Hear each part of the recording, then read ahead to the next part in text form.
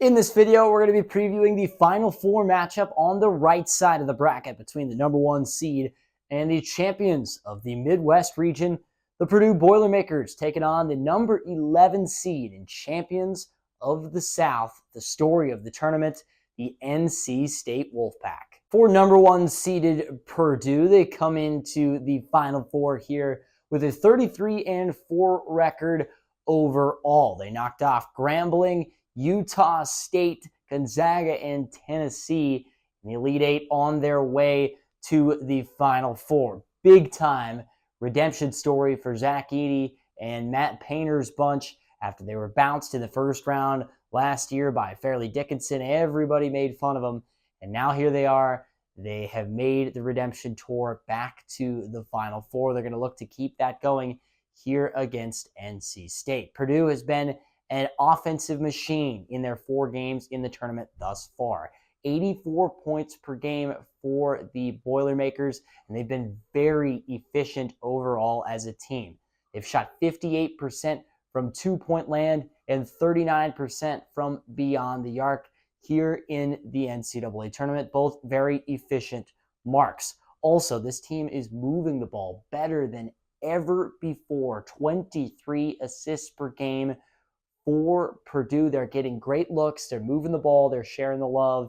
And, of course, they're getting some good looks for their big man, Zach Edey, on the inside. Sophomore guard Braden Smith, who's had a massive step-up year here in year 2, has been awesome in the tournament as well. He's been a great leader and a great facilitator on the floor. He's averaging 9.5 assists per game in the 4 NCAA tournament games. Again, Smith has been a big reason why Purdue is here as well. On the defensive end, Boilermakers have also been solid. They've allowed 62.8 points per game to their opponents in their 4 games thus far. They've been strong defensively, both inside and out of the paint.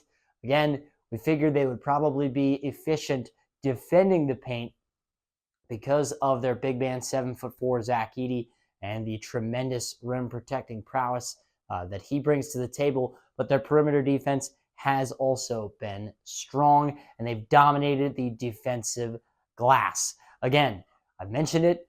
A big reason why is because of 7'4" Zach Edey. He's had a remarkable tournament.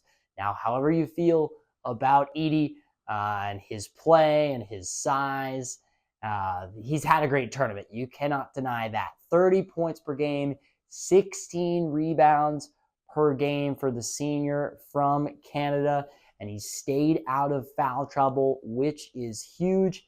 He's also done a good job passing the ball out of double teams, which I think he's grown a lot in that regard this year, and that makes Purdue a more threatening offense, especially because this year they've got some really talented three-point shooters from the outside.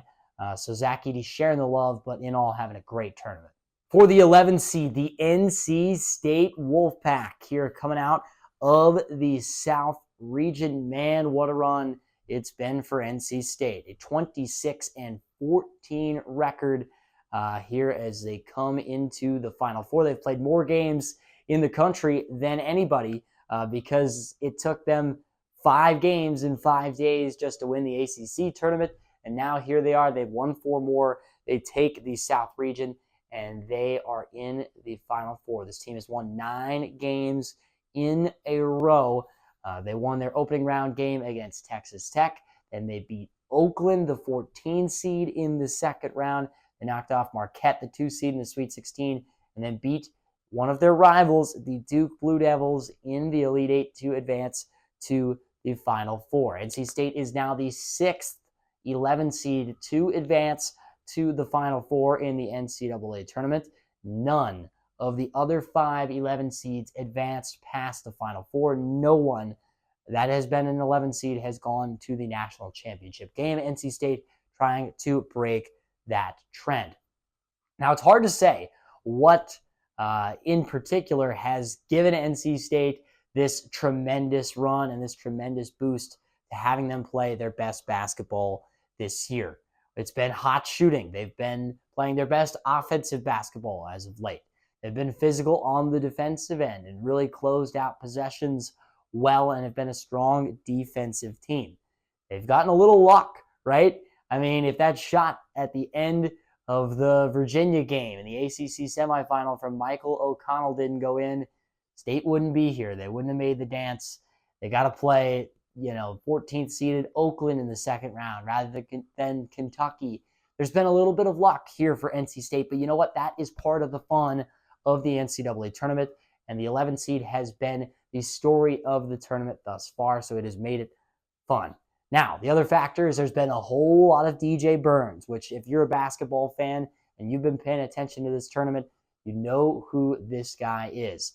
The big lefty with the sweet stroke and the ability to score on the inside. Boy, DJ Burns is fun to watch, and he's had himself a heck of an NCAA tournament, averaging over 18 points per game, 5 rebounds per game, 3.5 assists per game, and he's shooting an absurd 67% from the field in his 4 tournament games. He is getting good, efficient looks from down low and within 15 feet, and he is knocking them down consistently. NC State is a team that will get out and run in transition. I expect they want to do a little more of that here against Purdue, especially to make Zach Edey have to run the floor a little bit more, get him out of his comfort zone. Again, State's had a mix of everything, and everybody's played their role here in this run. Obviously, there's DJ Burns, who's taken that star role on for them this tournament. DJ Horn, the lead guard for State, has had a remarkable tournament as well. He's a great scorer from inside and out. Mohamed Diarra has been a heck of a rebounder for NC State. Michael O'Connell has been the clutch three-point shooter and great defender for them. And then you've got some glue guys like Ben Middlebrooks and Casey Morsell. Everybody comes together. It's been working, right? They've won 9 games in a row facing elimination of their season. They're trying to make it 10 games in a row against probably their biggest test, the number 1 seed Purdue Boilermakers. So I've got 3 keys here in this one that really is kind of the barometer to see which of these teams, either the team with the redemption tour and Purdue or the story of the tournament, NC State, will advance to the national championship game. Now, key number 1 is whoever wins the Zach Edey versus DJ Burns battle, right? These are both teams' best players. Zach Edey's had an incredible tournament. So has DJ Burns in his own right. It's going to be interesting to see how these two match up. I definitely favor Edey in this one just because DJ Burns has done so much in the tournament because he's just been able to be more physical and battle down low with his opponent. I'm not sure he's going to be able to do that here against Zach Edey. Edey stands at 7'4". He's, around 300 pounds. Burns gives up about 7 inches on Zach Edey. So I don't know if he's going to be able to have that physical impact on Edey this time around. He's going to have to use his sweet touch and quick feet around the rim to play well against the big man from Canada. So that matchup's going to be huge. Key number 2 is going to be the free throw line and how the officials call this game.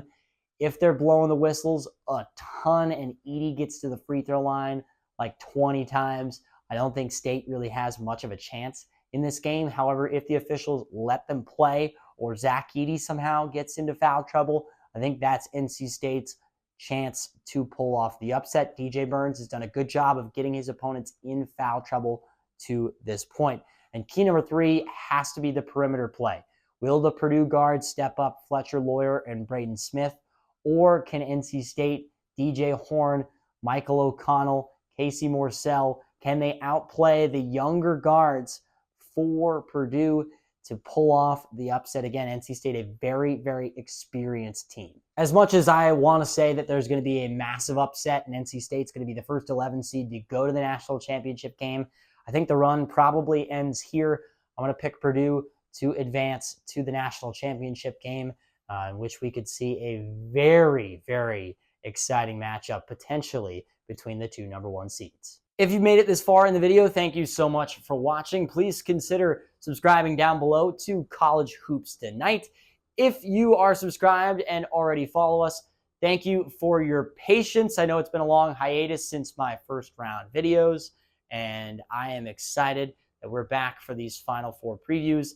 Leave a comment down in the comment section below if you want to see a national championship preview for Monday's game. I can make that happen if enough of you support this video. Please let me know. Thank you so much for watching, and we will see you in the next one.